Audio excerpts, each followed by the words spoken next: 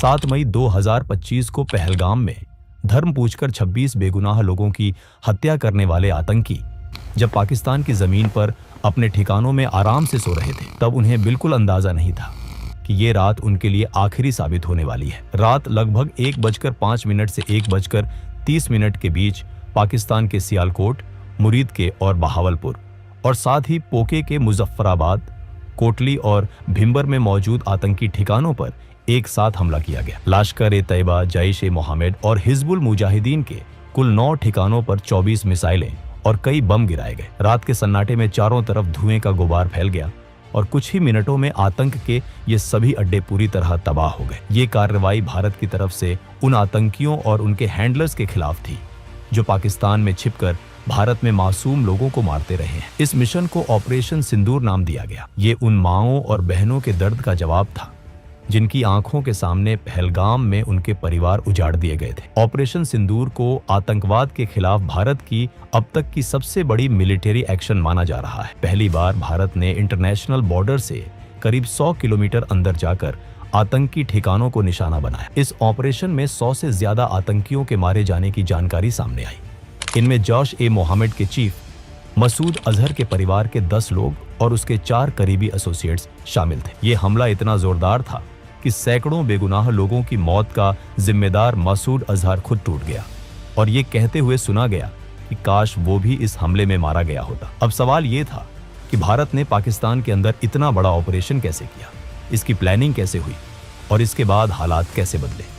आतंकी ठिकाने तबाह होने के बाद पाकिस्तान ने घबराकर भारत के सिविलियन एरियाज और मिलिट्री साइट्स को नुकसान पहुंचाने की कोशिश की, लेकिन वो इसमें पूरी तरह नाकाम रहा। इसके जवाब में इंडियन आर्म्ड फोर्सेस ने पाकिस्तान के 11 एयरबेस पर कड़ी कार्रवाई की। इससे पाकिस्तान को भारी नुकसान हुआ और उसे पीछे हटने पर मजबूर होना पड़ा।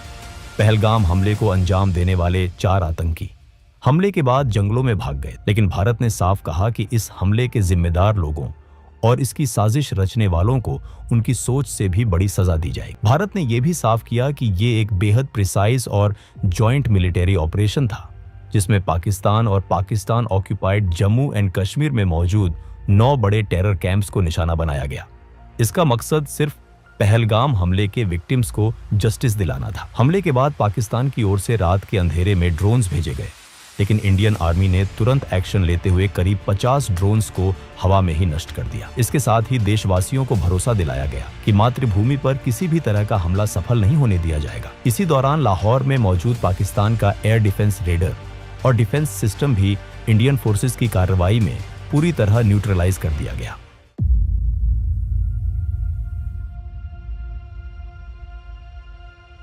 इस पूरी कहानी की शुरुआत 22 अप्रैल 2025 से होती है, जब पाकिस्तान के आतंकी संगठन लश्कर-ए-तैयबा से जुड़े उसके फ्रंट ग्रुप टीआरएफ के 5 से 6 आतंकियों ने पहलगाम की बैसरन घाटी को पूरी तरह दहशत में बदल दिया।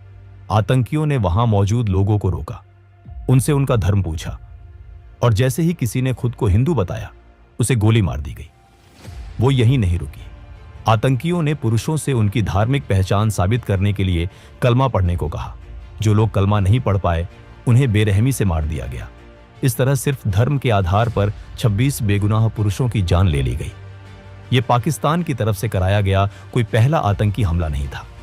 पिछले 2-3 दशकों में पाकिस्तान स्पॉन्सर्ड टेररिज्म के तहत 2001 parliament attack, 26/11 Mumbai attack, Pathankot, Uri और पुलवामा जैसे कई बड़े हमले भारत में कराए जा चुके हैं। साल 2024 में भी जम्मू कश्मीर के सोनमार्ग, गुलमर्ग और रियासी में हमले हुए थे, लेकिन पहलगाम का हमला इन सब से अलग था। इस बार आतंकियों ने इंसानियत की हर सीमा पार कर दी थी। धर्म के आधार पर की गई इन हत्याओं ने भारत की सहन शक्ति की हद भी पार कर दी। वहीं दूसरी तरफ पाकिस्तान ने हमेशा की तरह वही पुराना खेल शुरू कर दिया। कभी उसने पहलगाम हमले में शामिल आतंकियों को फ्रीडम फाइटर्स बताया, तो कभी भारत पर ही आरोप लगाने लगा। इस बार भारत सरकार ने पाकिस्तान से सिर्फ बयानबाजी करने के बजाय ठोस कदम उठाने का फैसला किया। सबसे पहले डिप्लोमेटिक लेवल पर ऐसे फैसले लिए गए जो पहले कभी नहीं किए गए थे। भारत ने इंडस वाटर ट्रीटी को सस्पेंड कर दिया।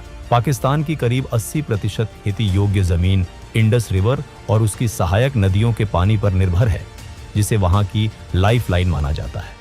भारत के पास अब ये अधिकार था कि वो इन नदियों के पानी को रोके या बिना किसी वार्निंग के एक साथ पानी छोड़े। इससे पाकिस्तान को कभी सूखे और कभी बाढ़ जैसी स्थिति का सामना करना पड़ सकता है। इसके अलावा अटारी चेक पोस्ट को बंद किया गया, SVES वीजा रद्द किए गए और पाकिस्तान के खिलाफ 4 और सख्त फैसले लिए गए। पाकिस्तान के सेलिब्रिटीज, क्रिकेटर, मीडिया हाउस और सरकार से जुड़े सोशल मीडिया अकाउंट्स को इंडिया में बैन कर दिया गया। OTT प्लेटफॉर्म से भी सभी पाकिस्तानी फिल्में, शोज और सॉन्ग्स हटाने का आदेश दिया गया। इस बार भारत साफ तौर पर पाकिस्तान के आतंकवाद पर हमेशा के लिए फुल स्टॉप लगाना चाहता था। इसलिए एक तरफ जहां पाकिस्तान को इंटरनेशनल लेवल पर आइसोलेट करने के लिए डिप्लोमेटिक स्टेप्स उठाए जा रहे थे, वहीं दूसरी तरफ आतंकियों के खिलाफ मिलिट्री ऑपरेशन की प्लानिंग को लेकर हाई लेवल मीटिंग्स लगातार चल रही। प्रधानमंत्री नरेंद्र मोदी पहले ही बिहार की एक जनसभा में साफ शब्दों में कह चुके थे कि इस हमले में शामिल आतंकियों और इसकी प्लानिंग करने वालों को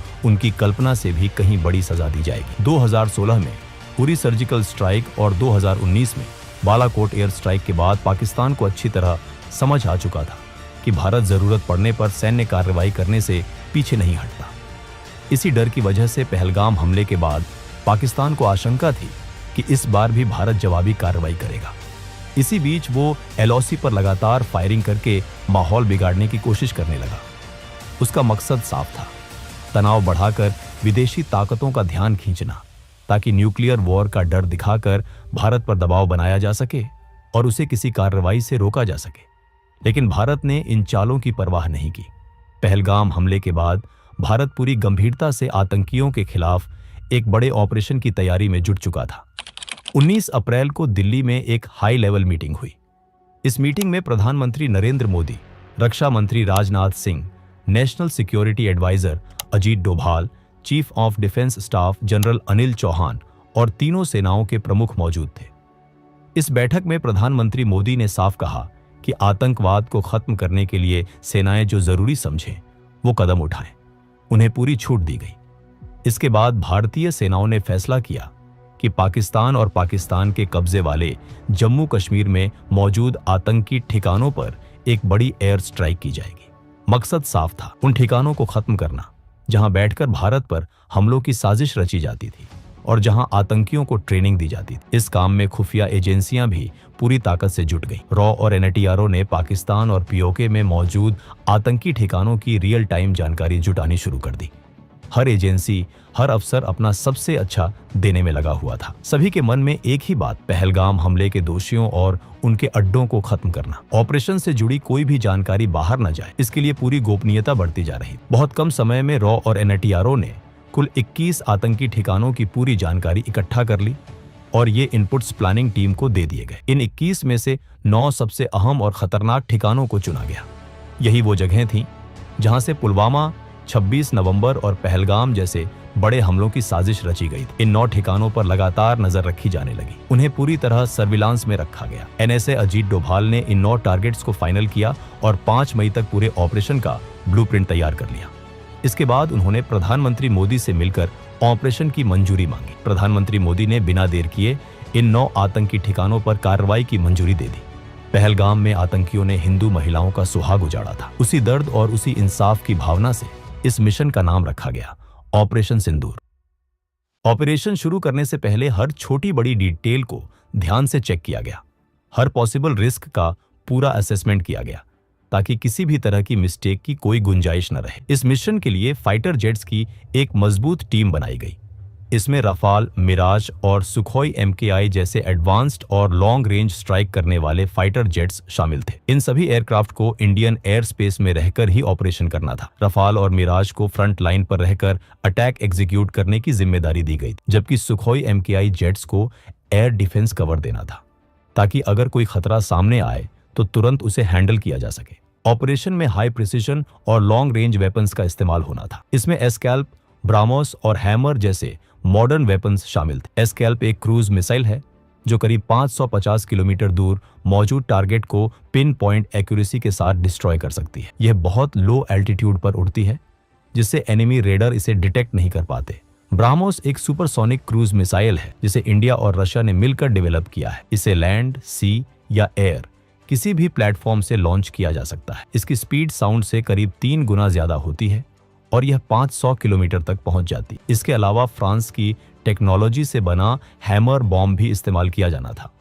यह बॉम्ब 250 से 1000 किलो तक का पेलोड ले जा सकता है और बिना जीपीएस सिग्नल के भी करीब 70 किलोमीटर दूर के टारगेट को पूरी तरह डिस्ट्रॉय